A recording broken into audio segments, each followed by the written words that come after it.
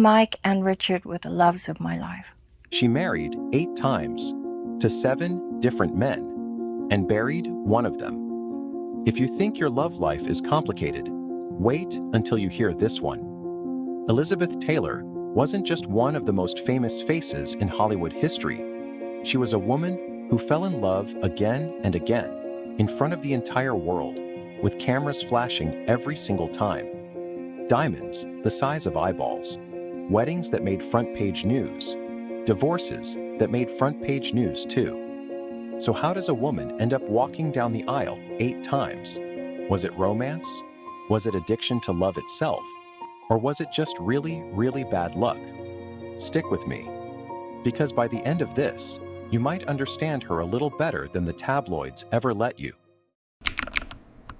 Husband number 1, Conrad Hilton Jr. It's 1950. Elizabeth Taylor is 18 years old. 18. She's already been a movie star for nearly a decade. Audiences watched her grow up on screen in National Velvet.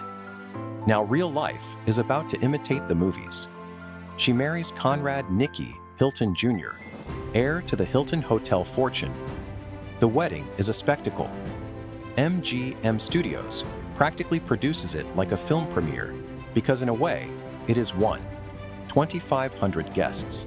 A dress the studio designed for her, it's the fairy tale. But here's the twist nobody expects. The marriage collapses in less than a year. Behind the glamour, Hilton had a drinking problem and, by Taylor's own later accounts, a temper to match. The girl who looked like a queen in her wedding photos was, within months, living a private nightmare. She filed for divorce before she even turned 20. Lesson 1. And she's not even out of her teens yet. The wedding is never the whole story. Husband number 2, Michael Wilding. Now here's where it gets interesting.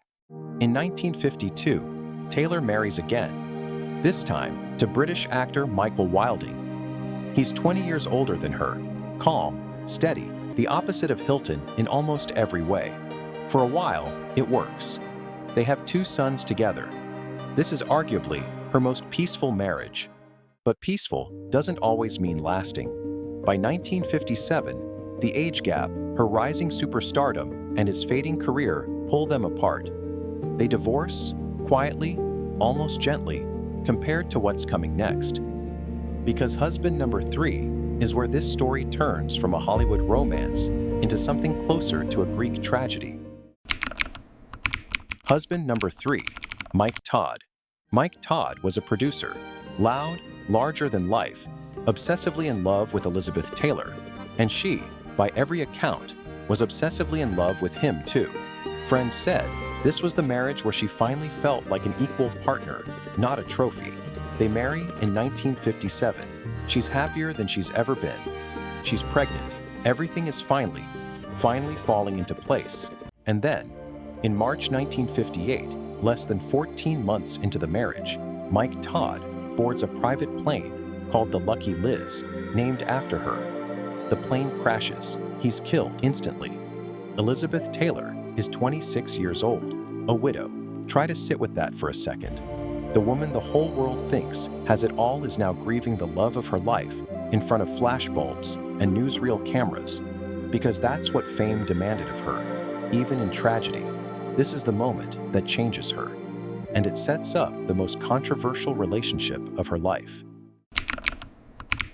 Husband number 4, Eddie Fisher. Here's where the public turns on her for the first time. Eddie Fisher was Mike Todd's best friend, and he was married to actress Debbie Reynolds. Taylor, grieving and vulnerable, grows close to Fisher. In 1959, he leaves Reynolds. He marries Taylor. America is furious. Overnight, Elizabeth Taylor goes from America's grieving widow to America's villain. Newspapers call her a homewrecker. It's one of the first true tabloid feeding frenzies of the modern era, and she's at the center of it. But this marriage, too, doesn't last, because in 1962, while filming the most expensive movie ever made at that point, Cleopatra, she meets the man who will define the rest of her public life. Husband number 5 and number 6, Richard Burton. Richard Burton, Welsh, brilliant, married, and about to become the great love story and the great disaster of Elizabeth Taylor's life.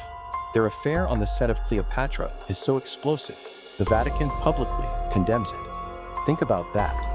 The Vatican weighs in on her love life. Both leave their spouses. In 1964, Taylor and Burton marry, and what follows is a decade of pure chaos and magnetism. Yachts, jewels, films together, screaming matches, reconciliations, more jewels. The Burton-Taylor marriage isn't just a relationship. It's practically its own genre of celebrity culture, the blueprint for every power couple tabloid story that comes after.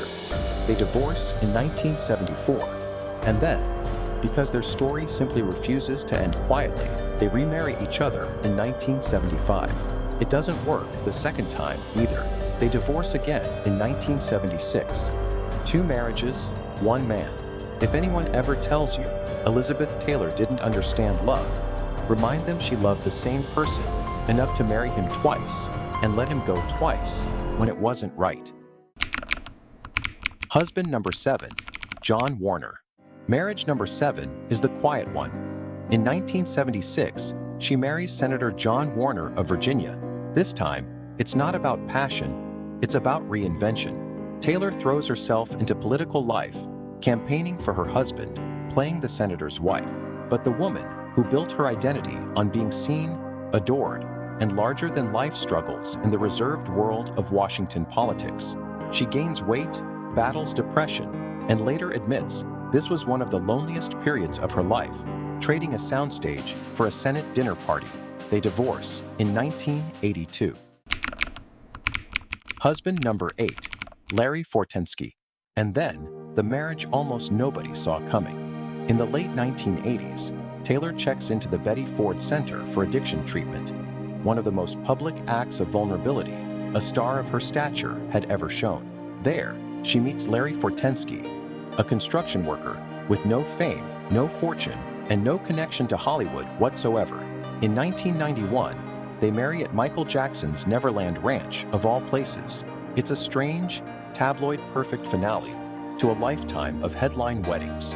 This marriage lasts 5 years, ending in 1996. It is her final one. So 8 marriages, 7 men, 1 tragic death, countless headlines. It would be easy to call her reckless, or unlucky, or obsessed with love. But look closer, and a different woman emerges. One who kept choosing, again and again, to believe that this time it might work, even after the world called her a scandal. Maybe that's not recklessness. Maybe that's just refusing to stop believing in love, no matter how many times it broke her heart in public. Elizabeth Taylor married 8 times. But the real story was never about the number.